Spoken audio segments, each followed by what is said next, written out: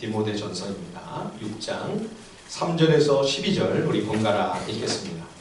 누구든지 다른 교훈을 하며 바른 말 곧 우리 주 예수 그리스도의 말씀과 경건에 관한 교훈을 따르지 아니하면 그는 교만하여 아무것도 알지 못하고 변론과 언쟁을 좋아하는 자니 이로써 투기와 분쟁과 비방과 악한 생각이 나며 마음이 부패하여지고 진리를 잃어버려 경건을 이익의 방도로 생각하는 자들의 다툼이 일어나느니라. 그러나 자족하는 마음이 있으면 경건은 큰 이익이 되느니라. 우리가 세상에 아무것도 가지고 온 것이 없음에 또한 아무것도 가지고 가지 못하리니 우리가 먹을 것과 입을 것이 있은즉 족한 줄로 알 것이니라. 부하려 하는 자들은 시험과 올무와 여러 가지 어리석고 해로운 욕심에 떨어지나니 그 사람으로 파멸과 멸망에 빠지게 하는 것이라. 돈을 사랑함이 일만하게 뿌리가 되나니 이것을 탐내는 자들은 유혹을 받아 믿음에서 떠나 많은 근심으로써 자기를 찔렀도다. 오직 너 하나님의 사람아 이것들을 피하고 의와 경건과 믿음과 사랑과 인내와 온유를 따르며 믿음의 선한 싸움을 싸우라. 영생을 취하라. 이를 위하여 네가 부르심을 받았고 많은 증인 앞에서 선한 증언을 하였도다. 아멘. 예, 우리가 바울 서신을 읽어보면 빌립보서라든지 고린도 전후서라든지 에베소서 같은 바울의 이 교회의 성도들에게 보내는 편지를 우리가 함께 살펴볼 때에 그 교회의 상황, 그 공동체의 영적 분위기, 또 그 성도들의 수준이 어느 정도였는가, 참 성숙한 그런 성도들이었는가, 그렇지 않았는가 대략 짐작이 되죠. 고린도 교회 같은 경우는 교회 안에서 벌어질 수 있는 온갖 문제들을 총망라해 놓은 것 같은 참 심각한 어려움들이 굉장히 많았죠. 나중에 이렇게 잘 수습해 나가는 것을 볼 수 있습니다. 또 빌립보 교회라든지 데살로니가 교회 같은 경우는 참 큰 환난과 박해 가운데도 성도들이 열심히 선교에 마음을 모으고 참 굉장히 성숙한 그런 성도들, 그런 공동체다 하는 느낌이 옵니다. 바울이 에베소 교회에 보낸 그 편지, 에베소서를 보면 에베소 교회는 참 깊이가 있는 교회다. 그런 느낌이 듭니다. 3차 선교의 중심이었던 에베소 교회에 하나님께서 큰 은혜를 부어주셨고 정말 참 부흥과 영적 각성이 이 에베소에 일어났죠. 그런데도 우리가 이번에 디모데 전후서를 함께 살펴볼 때에 이 바울의 제자 디모데가 바울이 떠난 다음 이 에베소 교회를 섬기고 목회하고 있는데 에베소 교회 역시 많은 어려움과 만만치 않은 난관이 있었음을 우리들이 발견하게 됩니다. 무엇보다도 이 영지주의 이단의 공세가 참 버거운 영적 싸움이었습니다.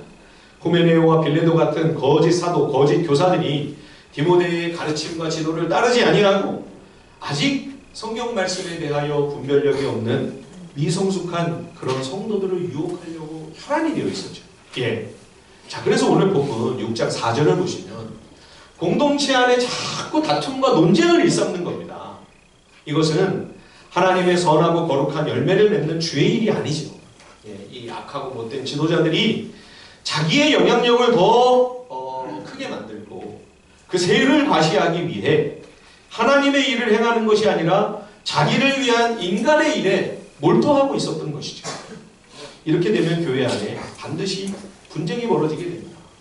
고린도 교회도 그러지 않았습니까? 파벌과 다툼이 생겼죠. 주님의 일은 나는 죽고 예수님이 사시는 것이 주의 일입니다. 주님은 안 계시고 나만 시퍼렇게 살아있어서 내 주장을 내세우고 나를 자랑하고 나를 높이고 있다면 그것은 아무리 치장을 하고 포장을 해도 이거는 거룩한 주의 일인 것처럼 그렇게 해도 실상은 주의 일이 아닙니다. 나를 위한 인간의 일을 열심히 하고 있는 것이죠. 에베소 교회에도 이런 혼란을 야기하려는 악한 움직임이 있었습니다. 그래서 바울은 디모데로 하여금 이런 악하고 못된 자들이 교회 공동체 안에 발을 못 붙이도록 엄히 경고하는 거죠. 예, 오늘은 우리 청소년들도 있어가지고요. 제가 성경 구절을 좀 가지고 왔습니다. 자, 한번 읽어보겠습니다. 마음이 부패하여지고 진리를 잃어버려 경건을 이익의 방도로 생각하는 자들의 다툼이 일어나느니라. 예, 교회 공동체 안에 분쟁과 다툼으로 분열이 일어나게 됩니다. 얼마나 많은 영혼이 상처를 받습니까? 그래서 신앙을 떠나고 믿음을 저버리는 일들이 얼마나 많이 일어나게 됩니까? 마귀가 제일 좋아하고 쾌질을 부르며 박수칠 일이죠. 복음의 영광이 가려짐은 물론 하나님의 그 영광스러운 이름이 모욕을 당하고 교회를 통하여 구원과 생명을 이 땅에 펼치시려는 하나님의 선하신 계획은 차질이 빚어질 수밖에 없지요. 이게 마귀가 가장 노리는 바가 아니겠습니까? 이처럼 악한 영은 성도의 마음이 부패하여 복음 진리를 놓치게 만들려고 끊임없이 획책을 합니다. 여러분, 예수를 믿겠다고 한 영혼이 교회까지 왔습니다. 여러분, 이것이 얼마나 엄청난 기적입니까? 지난 우리가 9년 동안 다 함께 뼈저리게 경험한 거 아니에요? 한 사람이 교회를 나온다. 사람이 할 수 있는 일입니까? 하나님이 하셔야 되는 일입니다. 더군다나 그 한 영혼이 교회 공동체에 정착을 해서 우리 공동체의 한 영적 가족이 되는 일, 얼마나 불가능에 가까울 정도로 어려운 일이고 힘든 일입니까? 저는 기적이라고 생각합니다. 그런데 여러분, 기적이 일어나서 주님이 기적을 행하셔서 교회 안에 들어와 정말 공동체의 일원이 된 너무나도 귀하고 소중한 이 한 영혼, 이 생명을, 그 마음을 더럽혀서 하나님의 생명의 복음, 이 귀한 진리의 말씀을 붙들지 못하도록 악한 영이 사력을 다하여 그가 참된 신앙으로 들어가지 못하게 방해하고 회방을 놓는 거죠. 그러면서 여기 5절을 다시 보시면 경건을 이익의 방도로 생각하게 만들어버린다. 여러분, 이게 무슨 말입니까? 예, 여러분, 이게 기복신앙입니다. 예수 믿으면 잘 되고 성공하고 복 받는다. 예수 믿으면 형통하고 건강하고 부자 된다. 신앙생활의 초점이 거기에 가 있게 만드는 거죠. 여러분, 참된 경건은 진정한 예배를 드리는 것입니다. 경건은 그 예배를 통해, 그 신앙생활을 통해 그리스도를 닮아가는 참된 믿음입니다. 그러므로 여러분, 경건은 그 자체로 우리 신앙의 목표입니다. 우리가 신앙생활을 하면서 목적하고 추구하는 바, 믿음의 최종적인 목적이 경건이에요. 예, 그런데 그 경건을 그저 이 땅에 속한 이득을 얻고 세상 욕심을 취하기 위한 수단, 방법으로 예수 믿는 이 거룩하고 복된 신앙을 우상숭배로 전락시켜버리는 거죠. 예, 그런데 더욱 두려운 것은 그런데도 마치 하나님을 훌륭하게 잘 신앙하고 예배하고 있는 것처럼 오해하게 만드는 거죠. 예, 야, 내가 이렇게 예배도 열심히 참여하는데, 헌금도 정성껏 바치는데, 교회 봉사도 열심히 하고 있는데, 그러니까 내가 예수 잘 믿는 신자라고 착각하게 만드는 것입니다. 여러분, 우리가 정말로 속기 쉬운 지점이죠. 우리가 지금 이렇게 하나님께 예배드리고 있다고, 아, 나 예수 잘 믿고 있구나, 그렇게 우리가 마음 놓고 안심할 수 있습니까? 만일 내 욕심을 위해, 세상 탐욕을 위하여 주님을 예배하며 신앙하고 있다면 그것은 믿음을, 경건을 내 이익의 수단과 방법으로 이용해 먹고 있는 거죠. 그러한 기복신앙은 마침내 마음이 부패하여 결국 진리를, 이 생명의 복음을 잃어버릴 수밖에 없다. 이 생명과 구원을 놓치는 거예요. 진정한 경건에 결코 도달하지 못하는 것입니다. 뿐만 아니라 더 나아가서 교회 공동체 안에 다툼과 분쟁을 일으키게 됩니다. 왜요? 여기서 신앙생활하는 목표가 결국 내 인간적인 욕심이 인데요. 그렇죠? 그러니까 내가 저 사람보다는 내 걸 더 챙겨야 되지 않겠어요? 저 사람보다는 내가 손해를 덜 봐야 되지 않겠어요? 그러니까 싸움이 벌어지는 거죠. 여러분, 우리 신앙의 방향과 목적이 잘못 설정되어 있습니다. 생명과 섬김과 사랑의 소중한 믿음의 열매를 맺는 것이 아니라 이렇게 다툼과 분쟁과 자신만 망할 뿐만 아니라 다른 사람들까지 실족시키는 참담한 결과로 귀결될 수밖에 없다. 이렇게 욕심과 탐욕의 이 기복신앙의 그 선명한 끝을 내다보고 있지 않습니까? 지금 훤히. 그렇죠? 그동안 이 땅의 교회에서 왜 그렇게 많은 분쟁과 다툼이 벌어졌나요? 그리스도의 몸인 거룩한 공동체가 왜 그렇게 분열되는 아픔과 상처를 겪어야만 했을까요? 5절 말씀에 그 답이 있습니다. 우리가 많이 속은 겁니다.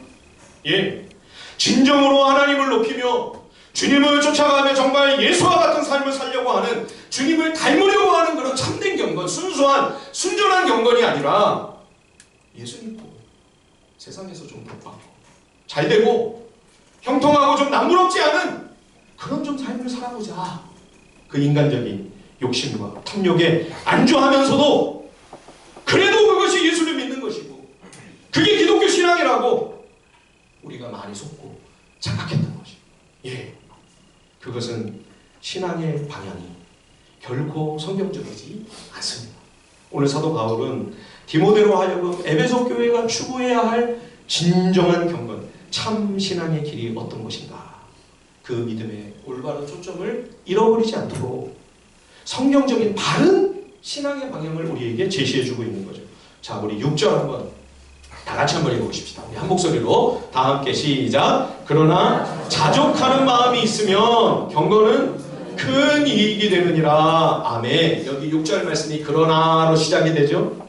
그러니 앞에 5절과 6절의 내용은 정반대의 의미라는 것입니다. 5절에서는 기복신앙으로 우리 신앙의 초점이 성경적인 방향이 아닌 이 땅의 욕심과 인간적인 탐욕으로 기울어진 삐뚤어진 왜곡된 신앙의 모습을 보았습니다. 예수 잘 믿어. 한번 부자 한번 돼보자. 그런데 바울이 지금 뭐라고 얘기합니까? 그게 진짜 이득이 아니고 그게 정말로 이익이 아니라 그게 복이 아니라 진정한 이익, 참된 이득, 진짜 복은 뭔가? 자족하는 마음이라는 것입니다. 자족하는 믿음. 이 자족이 뭡니까 여러분? 스스로 만족스러운 상태입니다.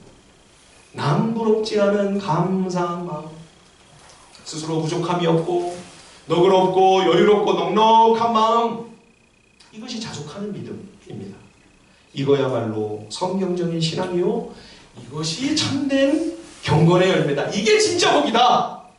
바울이 우리에게 말해주고 있는 것이죠.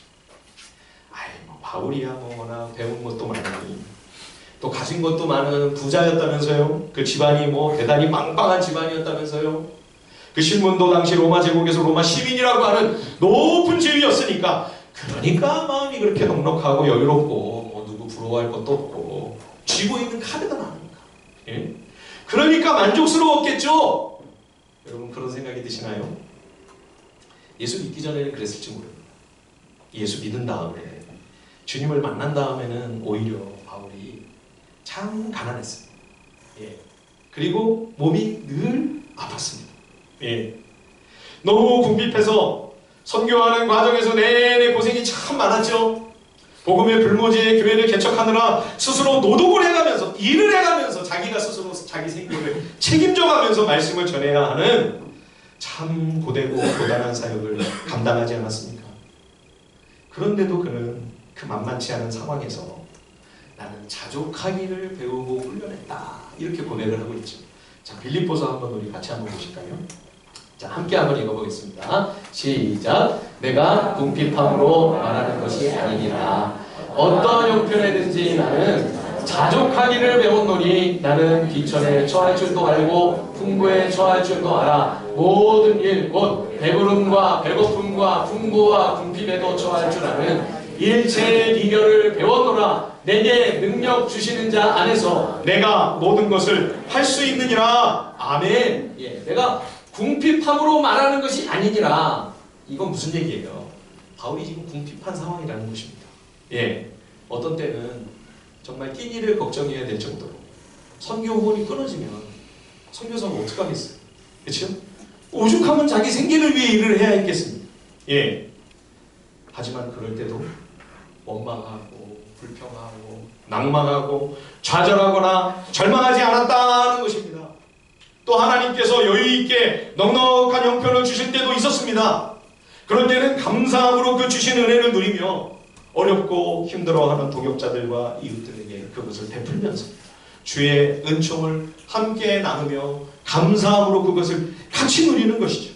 예, 결국 어떤 형편이든지, 예, 하나님께서 지금 부하든 가난하든 쪼들리든 풍족하든 지금 나를 하나님께서 나에게 가장 적합한 처지와 형편에 나를 인도하시고 거기에 나를 두셨다라고 하는 사실을 인정하고 하나님이 허락하신 그 상황과 조건에 적응하는 거죠.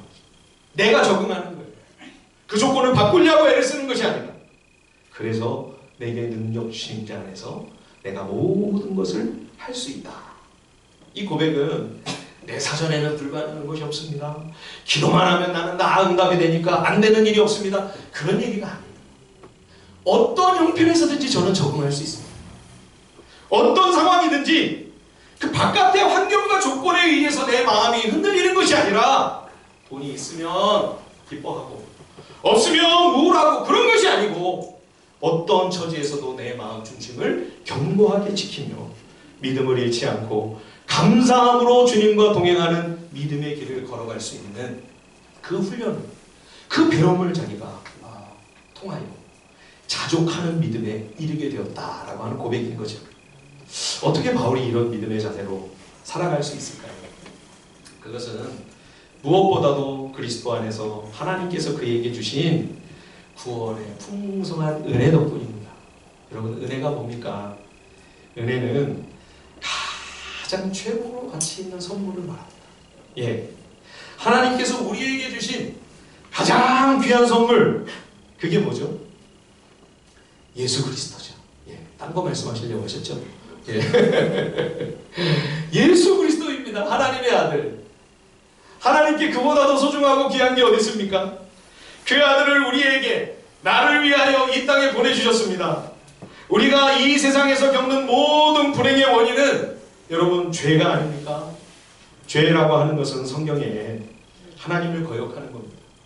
하나님 말씀을 불순종하는 것입니다. 하나님을 멀리 떠나 하나님을 무시하고 하나님 안 계신 것처럼 사는 것입니다. 하나님에 관하여 관심이 없습니다. 무관심하고 하나님 없는 삶을 사는 것. 우리 청소년들이 오늘 있으니까요. 예, 우리 최애 연소자들이 알아듣기 쉽게 제가 표현을 하겠습니다. 하나님을 개무시하는 게 죄입니다. 하나님을 쌩까는 게 죄입니다. 하나님 모르고 하나님 없이 사는 거, 그것이 가장 죄 중에서도 제일 심각한 가장 큰 중죄인 거죠. 여러분, 만일 우리가 나를 낳아주시고 길러주신 부모님을 거역하고 부모님을 모른 채 한다면 디모데전서 5장에도 이렇게 말씀한 거죠. 그렇죠? 누구든지 자기 친족, 특히 자기 가족을 돌보지 아니하면 믿음을 배반한 자요 불신자보다 더 악한 자니라. 부모님이 연로하셨어요. 내가 돌봐드려야 돼요. 그 책임과 의무가 자녀에게 있어요. 그런데 예수를 믿으면서도 우리가 그러한 책임과 자녀로서의 도리를 저버린다면 그것은 신앙을 배신하는 일이고 불신자보다도 더 못되고 더 악한 일이다. 여러분, 우리 육신의 부모를 모르는 채에도 이렇게 못된 범죄라고 하는데, 하물며 우리의 영적인 아버지이신 하나님을 우리가 무시하고 살아간다. 내 영혼의 근원이시요 나에게 생명을 주시고 지금도 생명을 공급하셔서 나로 하여금 이렇게 살아갈 수 있게 하시는 그 하나님을 우리가 알지도 모르는 채, 예, 하나님 없는 삶을 산다면 이 큰 죄를 어떻게 용서받을 수 있겠습니까? 그래서 시편 기자가 이렇게 이야기를 하죠. 자, 제가 한번 읽어볼게요. 사람이 흑암과 사망의 그늘에 앉으며 곤고와 쇠사슬에 매이는, 인생이 왜 그렇게 고통 가운데 있느냐, 그런 질문을 하는 거죠. 그것은 하나님 말씀을 거역하며 지존자의 뜻을 멸시하기 때문이다. 그러므로 하나님께서 고통을 주셔서 그들의 마음을 겸손하게 하셨으니 그들이 엎드러져도 돕는 자가 없었도다.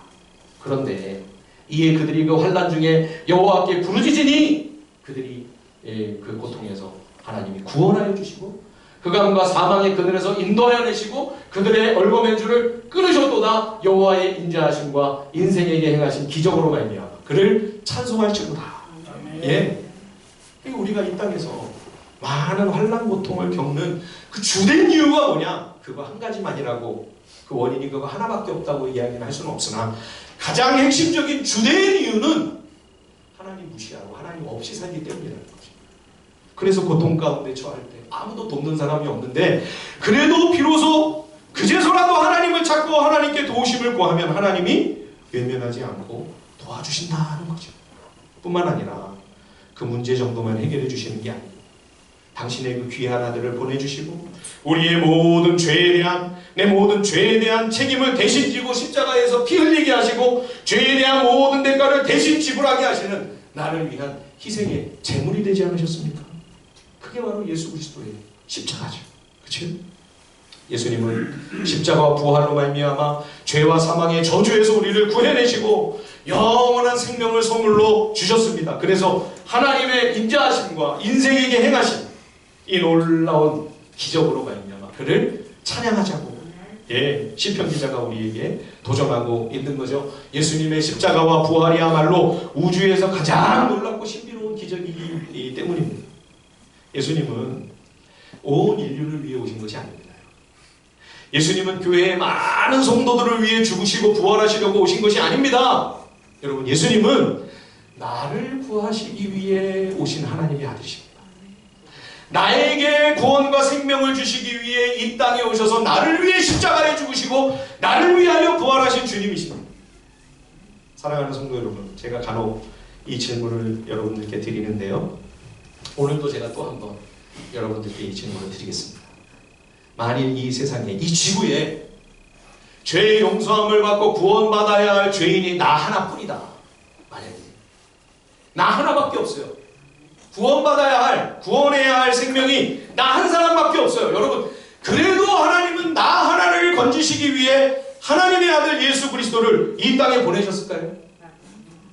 예수님이 나 하나를 살리시려고 십자가에 달리셔서 그 피를 다 쏟으시고 나를 위해 죽으시고 내 한 생명 살리겠다고 나를 위해 부활하셨을까요? 아멘입니다, 여러분. 이게 복음이에요. 하나님이 나를 하나 살리시겠다고 당신의 그 귀한 아들을 선물로 나에게 주셨다는 것입니다. 그래서 바울이 이 귀한 선물을 받고 너무 감격하고 감사한 나머지 비로소 그 마음에 만족을, 평안과 안식과 쉼을 얻을 수가 있었던 거죠. 그 전에는, 예수 믿기 전에는, 예수님 만나기 전에는 바리새인 사울이 로마 시민이지 않았습니다. 많이 배운 엘리트, 이스라엘에서 최고로 잘 나가는 실력자요, 모든 것을 가진 부족함이 없는 정말 다 가진 사람이었어요. 그런데도 사울에게 만족이 없었어요. 행복하지 않았습니다. 여러분, 바리새인 사울의 모습을 우리가 사도행전 9장 이전의 모습을 우리가 기억하지 않습니다. 그렇죠? 얼마나 불안하고, 얼마나 초조하고, 얼마나 무자비하고 잔인하고, 얼마나 전전긍긍 노심초사합니다. 그렇죠? 가진 것이 그렇게 많았는데 왜 행복하지 않았을까요? 왜 만족이 없었을까요? 이 세상에 아주 좋은 선물이라고 하는 것은, 그게 아무리 값이 비싸고 아무리 귀한 선물이라도요, 여러분, 좀 있으면 더 좋은 게 나옵니다. 좀만 지나면 유행이 지나가고요, 이전 거는 다 쓰레기가 되고요, 신상이 또 나와요. 그래서 우리 자매님들은 옷장을 열 때마다 그러시죠. 왜 이렇게 쓰레기밖에 없어 전부. 몇백만 원짜리 명품을 사도, 몇 천만 원짜리 시계를 차도 여러분 조금만 지나면 더 좋은, 더 비싼 게 나옵니다. 그 행복, 그 만족이 얼마 못 가요. 계속 비교가 되니까. 그런데 여러분, 비교가 안 되는, 비교 불가의 가장 최고의 선물이 있습니다. 그것이 바로 예수 그리스도의 사랑입니다.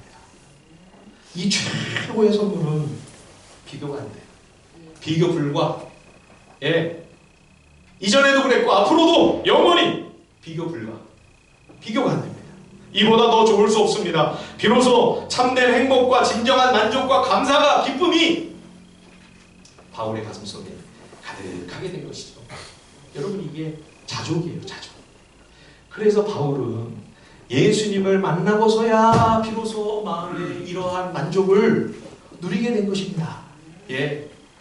바울이 또 지금 이렇게 자족하는 마음으로 감사할 수 있었던 것은 그 영원한 생명이라고 하는 최고의 선물뿐만 아니라 오늘도 하나님께서 베풀어 주시는 은총 덕분이었습니다.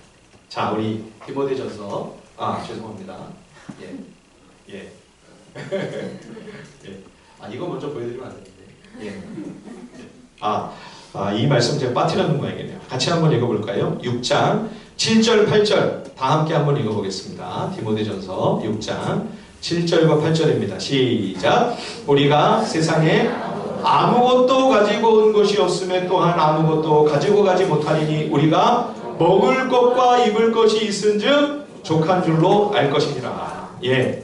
그래서 제가 이 사진을 오늘 홍 장로님 제가 허락을 받고 이 사진을 가져온 거 다 보셨죠? 얼마 전에 태어난 우리 홍 장로님 때 둘째 손주 찬율입니다. 예, 찬율이가 나오자마자 우리에게 지금 하나님의 말씀을 선포하고 있는 것입니다. 우리는 아무것도 가져온 게 없습니다. 주님의 말씀이 들리십니까? 보세요. 뭐 있나요? 아무것도 없죠, 그죠? 예, 빈손으로 왔습니다. 우리 다 이렇게 나왔습니다. 예. 그러나 하나님께서 우리 찬율이가 앞으로 살아가면서 필요한 많은 것을 선물로 주실 줄 믿습니다. 예, 많은 은총을 풍성하게 베푸실 것입니다. 우리도 이렇게 아무것도 없이 이 세상에 왔습니다. 그러나 지금 많은 것을 누리고 살아가고 있지 않습니까? 예. 그러다가 이제 나중에 때가 되어 우리가 하나님께서 우리를 부르셔서 이 세상을 떠날 때 그때도 우리는 올 때처럼 똑같이 아무것도 가지고 가지 못합니다. 예, 장례식에 시신의 수의를 입힐 때 입관하기 전에 그 수의를 입히잖아요. 그죠? 그래서 그 시신을 관해 보시지 않습니까? 그 수의를 자세히 보면 주머니가 없어요. 여러분 입고 있는 옷은 다 주머니가 있죠. 그죠? 시신이 입고 있는 수의에는 주머니가 없어요. 왜요? 아무것도 가져갈 수 없기 때문에. 여러분 빈손으로 왔다가 빈손으로 떠납니다. 그래서 바울이 뭐라고 이야기합니까? 먹을 것과 입을 것이 있으면 만족해야 된다. 감사해야 된다. 목사님 2000년 전 고대에는 좀 단순한 세상이니까 그랬겠죠. 지금은 21세기 아닙니까? 어떻게 먹을 거 입을 거 있다고 만족할 수 있습니까? 너무 시대착오적인 말씀 아닙니까? 먹을 것과 입을 것이 있다면 만족할 줄 알고 감사하며 기뻐해라. 여러분 이 말씀은 오늘을 사는 우리에게 어떤 하나님의 음성을 말씀하고 있을까요? 많은 사람들이 지나친 욕심과 탐욕 때문에 오늘의 만족, 오늘의 감사를 놓치고 산다는 것입니다. 자, 우리 9절, 10절 말씀 같이 한번 읽어볼까요? 디모데전서 6장 9절과 10절입니다. 다 같이 시작. 부하려 하는 자들은 시험과 올무와 여러 가지 어리석고 해로운 욕심에 떨어지는 곧 사람으로 파멸과 멸망에 빠지게 하는 것이라. 돈을 사랑함이 일만 악의 뿌리가 되나니 이것을 탐내는 자들은 미혹을 받아 믿음에서 떠나 많은 근심으로써 자기를 찔렀도다. 좀 더 가지려고 하는, 남보다 좀 더 소유하려고 하는 이 탐욕 때문에 돈에 집착하면서 욕심의 노예가 되어 살다 보니 많은 사람들이 결국 믿음을 잃어버리고 염려와 근심 속에 살면서 결국 자기를 해치고 자기를 찌른다. 이 찔렀도다 이 단어는요 그냥 바늘로 이렇게 따끔하게 찔르는 그런 말이 아니고요. 예. 깊이 찔러 그 몸을 꿰뚫는다라고 하는 단어가 여기 지금 사용되고 있습니다. 돈을 사랑하는 탐욕이 인생에 치명상을 입히고 삶의 진정한 기쁨과 행복을 누리지 못한 채 가련한 삶을 살도록 하는 거죠. 선물 같지도 않은 허접한 이 땅의 것들을 다 금세 낡아버리고 녹슬고 다 빛이 바래고 얼마 지나지 않아 폐기해야 될 것들이 되어버릴 텐데 그것을 가장 값비싸고 귀한 선물이라 여기며 거기서 행복과 만족을 얻으려 하는데 그거는 끊임없는 비교의 대상이잖아요. 여러분 비교는 스스로 만족하는 게 아니고요. 자족하는 것이 아니고 스스로 감옥을 만드는 거죠. 그리고 거기에 나를 가둬요. 그게 지옥입니다. 여러분. 꼭 우리가 영원한 형벌과 심판과 멸망에 떨어져야만 지옥이 아닙니다. 비교의 감옥에 갇혀 있습니까, 여러분? 이미 그 자체가 지옥을 사는 그러한 가장 불행한 인생을 사는 모습인 거죠. 최고의 선물인 예수 그리스도, 이 선물을 우리가 받으면 바울처럼 오늘의 감사, 지금의 기쁨과 행복을 잃어버리지 않을 수 있습니다. 내 곁에 있는 사랑하는 가족, 사랑하는 사람 때문에 감사한 거죠. 예, 함께 예배하며 같이 신앙생활에 이 믿음의 길을 걸어가는 교우들, 이 소중한 형제자매들을 허락하신 것이 얼마나 감사한 일입니까? 오늘도 이렇게 주님 앞에 나와 예배할 수 있는 건강을 우리에게 주셨습니다. 참 소중한 가정을 주시고 귀한 교회 공동체를 우리에게 허락하셨음에 감사를 드립니다. 무엇보다 저는 요즘 이 땅에 하나님께서 평화를 주시고, 예, 세상 이 평화가 얼마나 고마운지, 얼마나 많은 전쟁을 겪는 나라들이 있는데 우리에게 이 땅에 이렇게 오랜 평화를 주셔서 마음껏 주님께 예배하고 목청껏 소리 높여 주님을 찬양하고 누구도 우리를 감시하거나 억압하거나 통제하지 아니하고 핍박하지 아니하고 우리가 마음껏 자유로운 신앙생활을 할 수 있다고 하는 거 얼마나 고마운 일입니까? 올 한 해를 돌아보면 특히 이제 올해 저희가 이사를 가야 되나 이제는 걱정이 많았죠. 심지어 마음에는 안 드는데도 그래도 이사를 가야 되겠다. 재직회에서 만장일치로 다 결정을 했는데 교회의 머리이신 주님께서 허락을 하지 않으신 것, 가지 말고 그냥 여기 머물러라. 예, 우리가 참 하나님의 생생한 은혜를 올해 또 경험했습니다. 주님께 감사와 찬송과 영광을 올려드립니다.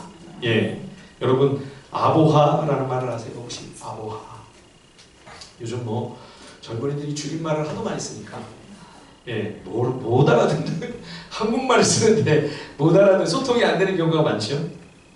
아, 근데 이 말은 참 좋은 의미를 담고 있는 줄임말인 것 같아요. 아보하 뭐냐면 아주 보통의 하루라는 뜻입니다. 아보하, 아주 보통의 하루. 뭐 그렇게 특별한 일도 없습니다. 대박이 터지는 것도 아닙니다. 엄청나게 놀라 자빠질 그런 특별할 것도 없는 지극히 평범하고 소박한 일상이지만 그러나 우리의 이 소소한 일상을 별 탈 없이 변고 없이 살아갈 수 있다고 하는 것, 이것이 얼마나 감사한 일인지. 예, 아주 보통의 하루, 아보하. 예, 여러분 이 아보하가 기적입니다. 우리는 날마다 매 순간 기적을 경험하고 있는 거예요. 매일 매 순간 하나님의 기적으로 살아가고 있는 것입니다. 사랑하는 성도 여러분, 끊임없이 비교하며 살아가야 하는 이 땅의 욕심과 탐욕의 경쟁을 이제는 내려놓으십시다. 그거 안 됩니다. 내려놓으십시오. 그거를 계속하는 한 여러분들은 여러분이 만들어 놓은 그 비교의 지옥에서 헤어나오지 못합니다. 주님이 이 땅에 오셔서 우리를 위해 죽으시고 우리에게 구원을 주신 건요, 그 비교의 감옥에서 우리를 꺼내주신 거예요. 바울을 거기서 꺼내주신 것처럼 우리를 자유케 하셔서 우리도 바울처럼 이제는 스스로 자족하는 믿음을 가지고 하나님 앞에 일상의 기적을 매 순간 베풀어 주시는 그 은혜에 감격하며 감사하며 살아갈 수 있는 우리 하늘비전 식구들이 다 되시기를 주님의 이름으로 간절히 축원드립니다. 우리 시간에 함께 찬양하고요, 주님 앞에 1명까지 기도 제목을 가지고 나아가겠습니다.